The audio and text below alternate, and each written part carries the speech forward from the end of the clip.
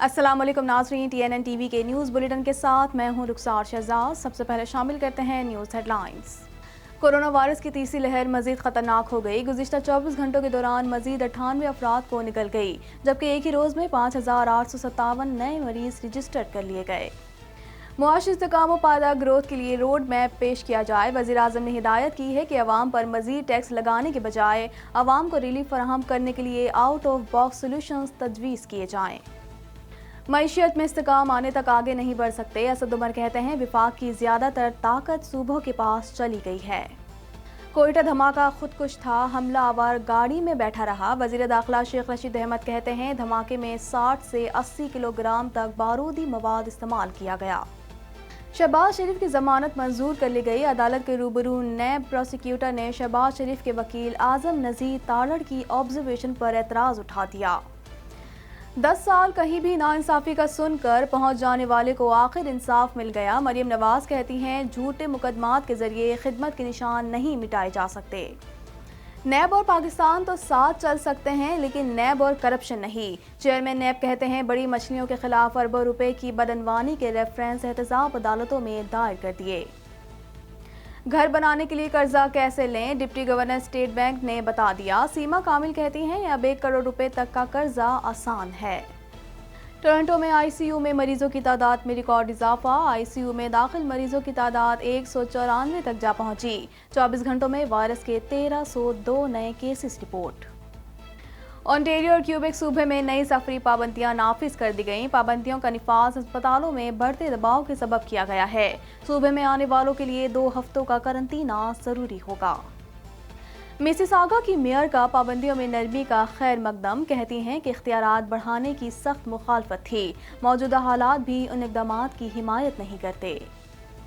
Canada भर में corona के वार तेजी से जारी हैं। मरीजों की मजमूई तादाद 11,47,463 तक जा पहुंची। हलाकतें 23,763 हो गईं। अमरीकी रियासत ओहायो में लड़की को गोली मारे जाने की वीडियो जारी। पुलिस का कहना है कि गोली मारने वाले एहलकार को ड्यूटी से हटा दिया गया है। वाकये की तहकीकात की जाएगी।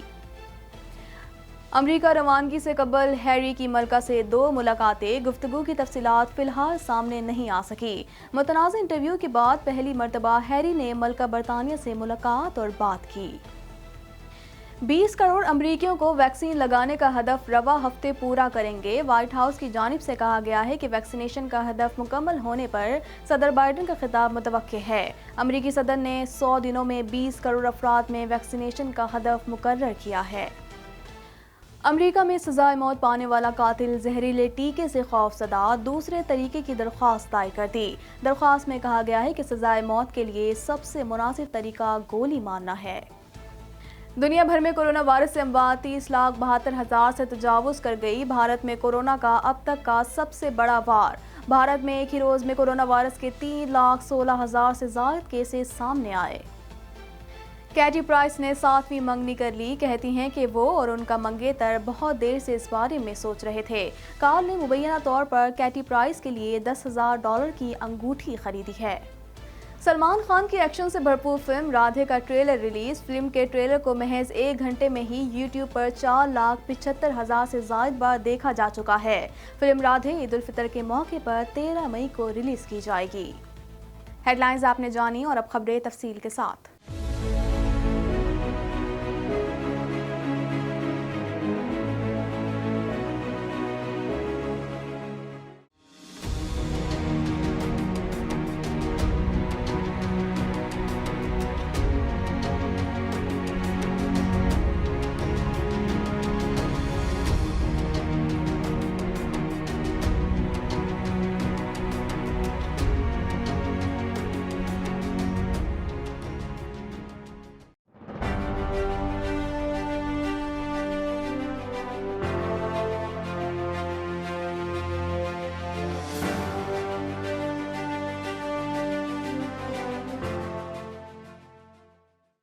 कोरोना वायरस से 98 अफराद जान बहक हो गए, जिसके बाद अमवात की तादाद 16,698 हो गई। पाकिस्तान में कोरोना के तस्दीक शुदा केसेस की तादाद 7,78,238 हो गई। मजीद जानते हैं इस रिपोर्ट में। National command and operation centre کے تازہ ترین اعداد و شمار کے مطابق گزشتہ 24 گھنٹوں کے دوران 5,857 نئے کیسز رپورٹ ہوئے۔ پنجاب میں 2,79,437، سندھ میں 2,75,081، خیبر پختونخوا میں 1,09,704، بلوچستان میں 21,242، گلگت بلتستان میں 5,215، اسلام آباد میں 71,533، جبکہ آزاد کشمیر میں 16,026 کیسز رپورٹ ہوئے۔ ملک بھر میں اب تک 1,13,77,423 افراد کے ٹیسٹ کیے گئے۔ گزشتہ 24 گھنٹوں کے دوران 57,591 نئے ٹیسٹ کیے گئے۔ اب تک 6,76,605 مریض صحت یاب ہو چکے ہیں، جبکہ 4,593 مریضوں کی حالت تشویشناک ہے۔ پاکستان میں کورونا سے ایک دن میں 98 افراد جاں بحق ہوئے، جس کے بعد وائرس سے مرنے والوں کی تعداد 16,698 ہو گئی۔ پنجاب میں 7,718، سندھ میں 4,562، خیبر پختونخوا میں 2,990، اسلام آباد میں 649، بلوچستان میں 226، گلگت بلتستان میں 104 اور آزاد کشمیر میں 449 مریض جان سے ہاتھ دھو بیٹھے۔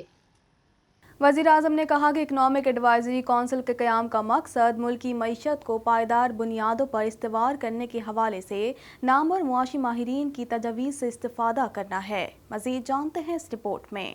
وزیر اعظم عمران خان کی زیر صدارت اکنامک ایڈوائزری کونسل کا اجلاس ہوا۔ وزیر اعظم عمران خان نے ویڈیو لنک کے ذریعے اجلاس میں شرکت کی۔ وزیر اعظم نے تمام ممبران کو اکنامک ایڈوائزری کونسل میں خوش آمدید کرتے ہوئے وزیر خزانہ کو ہدایت کی کہ ملکی معیشت کے حوالے سے اہم معاملات پر تجاویز پیش کرنے والی اس کونسل کی مکمل طور پر فعالی کو یقینی بنایا جائے۔ وزیر اعظم نے کہا کہ اکنامک ایڈوائزری کونسل کے قیام کا مقصد ملکی معیشت کو پائیدار بنیادوں پر استوار کرنے کے حوالے سے نامور معاشی ماہرین کی تجاویز سے استفادہ کرنا ہے۔ وزیر اعظم نے معاشی مسائل کا ذکر کرتے ہوئے کہا کہ مشکل معاشی حالات کے پیش نظر عوام پر ٹیکسوں کا مزید بوجھ ڈالنے کے بجائے آؤٹ آف باکس سولوشن تجویز کیے جائیں، تاکہ ان سے جہاں عوام کو ریلیف میسر آئے وہاں معیشت کی پائیدار ترقی کو یقینی بنایا جا سکے۔ وزیر اعظم نے کہا کہ حکومتی کوششوں کی بدولت کاروباری فضا بہتر ہوئی اور کاروباری برادری کا اعتماد بحال ہوا ہے۔ انہوں نے کہا کہ حکومت کی ہر ممکنہ کوشش رہی ہے کہ بزنس کمیونٹی کی مشاورت سے نہ صرف پالیسیاں تشکیل دی جائیں بلکہ ان پالیسیوں کا تسلسل یقینی بنایا جائے۔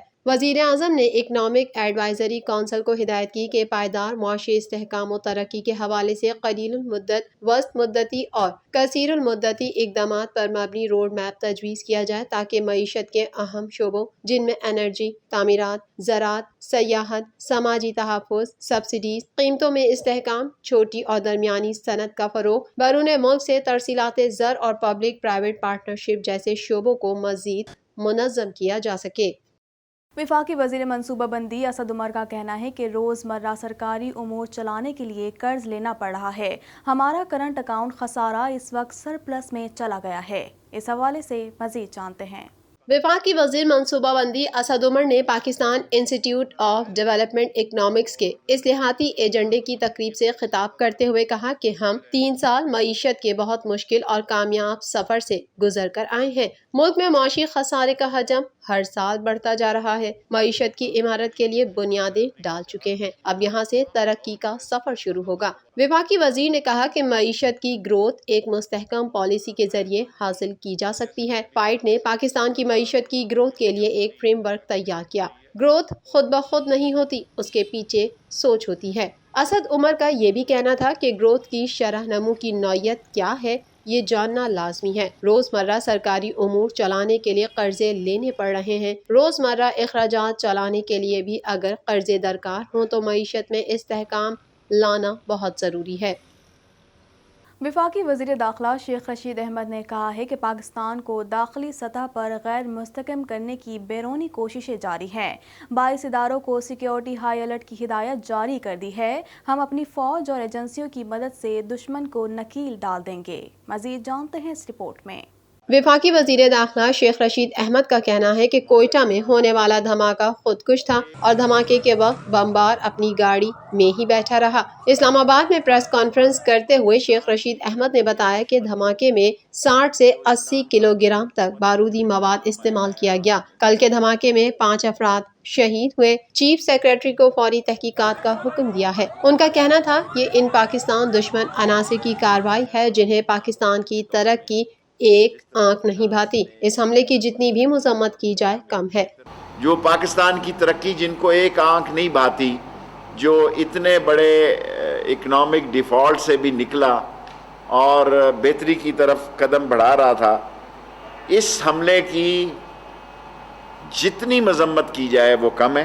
वफाकी वजीर का कहना था कि गवादर और बलूचिस्तान पाकिस्तान का मुस्तकबिल है और चीन पाकिस्तान का आजमूदा दोस्त है। हमारी दोस्ती हिमालय से भी बुलंद है। ये धमाका पाकिस्तान के अमन को तहबाला करने की साजिश है। शेख रशीद का कहना था कि वजारत दाखिला के तहत 22 इदारों को हिदायत की है सिक्योरिटी हाई अलर्ट कर दी जाए। ख्याल था कि FC को कोयटा से निकालें, लेकिन अब ऐसा नहीं है। FC को कोयटा से नहीं निकालेंगे। दूसरे जितने इदारे हैं 22 के 22 अदारों को वजारत दाखिला ने हदायत दी है कि सिक्योरिटी को हाई अलर्ट कर दिया जाए। उनका कहना था कि पाकिस्तान को अंदर से गैर मुस्तहकम करने की गैर मुल्की कोशिश की जा रही है। चीन के सफीर कई दिनों से बलूचिस्तान में हैं, वो महफूज हैं और उन्होंने आज भी स्टाफ कॉलेज से खिताब किया है। लाहौर हाई कोर्ट की जानिब से मनी लॉन्ड्रिंग केस में साबिक वज़ीर आला पंजाब शहबाज शरीफ की जमानत मंजूर कर ली गई। इस हवाले से मज़ीद जानते हैं। लाहौर हाई कोर्ट की जानिब से मनी लॉन्ड्रिंग केस में साबिक वजीर आला पंजाब शहबाज शरीफ की जमानत मंजूर कर ली गई है। जस्टिस अली बाकर नजफी की सरबराही में लाहौर हाई कोर्ट के 3 रुकनी फुल बेंच ने शहबाज शरीफ की दरख्वास्त जमानत पर समाअत की। फुल बेंच ने दलाइल मुकम्मल होने के बाद मुख्तसर फैसला सुनाया। अदालत के रूबरू नैब प्रोसिक्यूटर ने शहबाज शरीफ के वकील आजम नजीर तारड़ की ऑब्जर्वेशन पर एतराज उठा दिया, जिस पर आजम नजीर का कहना था कि नैब तौहीन अदालत का नोटिस दिलवाना चाहती है। हम बाहर जाकर क्लाइंट को क्या बताएं कि जमानत हुई है कि नहीं। नैब प्रोसिक्यूटर ने मौक़िफ़ पेश किया कि आजम नजीर तारड़ ने कहा कि 27 साल में ऐसा नहीं हुआ कि फैसला जारी होने के बाद तब्दील हुआ हो, लेकिन यहाँ 3 दिन के बाद एक फैसला तब्दील कर दिया गया। क्या ये अदालत के खिलाफ बात नहीं है? उनकी ये बात तौहीन अदालत के ज़मरे में आती है। अदालत के फुल बेंच ने दोनों फरीकैन के दलाइल मुकम्मल होने के बाद मुख्तसर फैसला सुनाते हुए शहबाज शरीफ की जमानत मंजूर कर ली। पाकिस्तान मुस्लिम लीग नून की नायब सदर मरियम नवाज ने कहा है कि झूठे मुकदमात के जरिए खिदमात के निशान नहीं मिटाए जा सकते। मजीद जानते हैं इस रिपोर्ट में। पाकिस्तान मुस्लिम लीग नून के सदर शहबाज शरीफ की लाहौर हाई कोर्ट से जमानत पर रद्द अमल का इजहार करते हुए लीगी रहनुमा मरियम नवाज का कहना था कि शहबाज शरीफ को जब भी गिरफ्तार किया गया तो उनका जुर्म सिर्फ नवाज शरीफ से वफा निकला। समाजी राब्ते की वेबसाइट ट्विटर पर अपनी ट्वीट में मरियम नवाज ने कहा कि जिसने शहबाज शरीफ का मुकाबला करना है वो खिदमत में करे। झूठे मुकदमात के जरिए खिदमत के निशान नहीं मिटाए जा सकते। इससे कबल मुस्लिम लीग नून की नायब सदर मरियम नवाज की तबीयत में बेहतरी की खबर आई थी, जिसमें पार्टी जराए ने बताया कि उन्हें उनके मौलिजीन ने सियासी सरगर्मियां शुरू करने की इजाजत दे दी है। मरियम नवाज के पॉलिटिकल सेक्रेटरी जीशान मलिक ने बताया कि नायब सदर मुस्लिम लीग नून 24 अप्रैल को 2 रोज़ा दौरे पर कराची जाएंगी और 25 अप्रैल को सिंध के लीगी रहनुमाओं से मुलाकात करेंगी। वो ANA 249 में लीगी उम्मीदवार के इंतखाबी जलसों के हवाले से बल्दिया टाउन चांदनी चौक पर कारकुनान से खिताब भी करेंगी, जबकि कराची दौरे के मौके पर मुख्तलिफ शोबा हाय जिंदगी की अहम शख्सियात से भी मुलाकातें शेड्यूल हैं। ख्याल रहे कि मुस्लिम लीग नून की नायब सदर मरियम नवाज की गुज़िश्ता माह तबीयत खराब हो गई थी। चेयरमैन कौमी एहतसाब bureau NAB justice retired Javed Iqbal का कहना है कि नैब बिजनेस कम्युनिटी की मुल्क की तरक्की के लिए खिदमात को कदर की निगाह से देखता है। मुल्क से बदअनवानी का खात्मा और बदअनवान अनासिर से लूटी गई रकूम की वापसी अव्वलीन तरजीह है। मजीद जानते हैं इस रिपोर्ट में।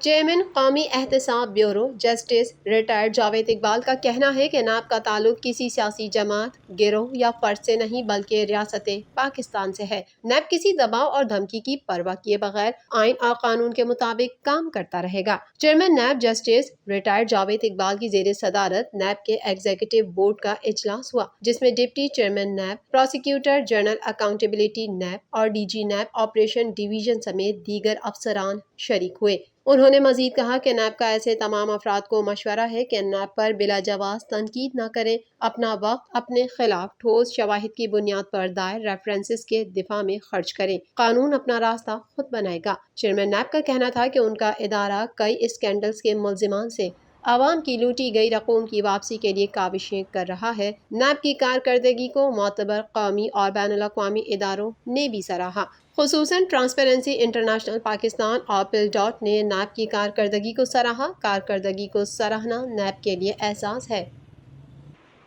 ڈپٹی گورنر اسٹیٹ بینک سیما کامل نے اپنا گھر بنانے کے لیے بینکوں سے قرضہ لینے کا طریقہ کار واضح کر دیا۔ اس حوالے سے مزید جانتے ہیں۔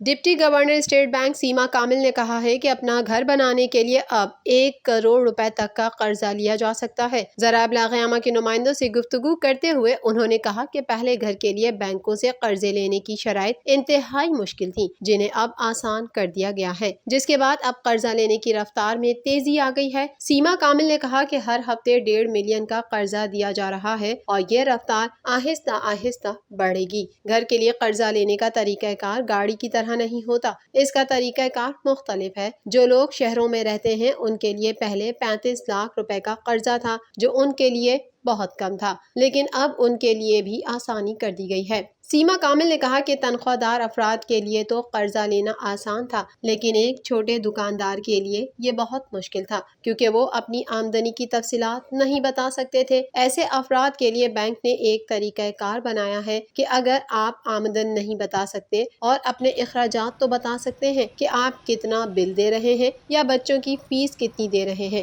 اس طرح کے اخراجات سے بینک ان کی آمدنی کا اندازہ لگا کر قرضہ دے گا۔ مزید خبریں بھی بلیٹن کا حصہ ہوں گی، مگر اس بریک کے بعد۔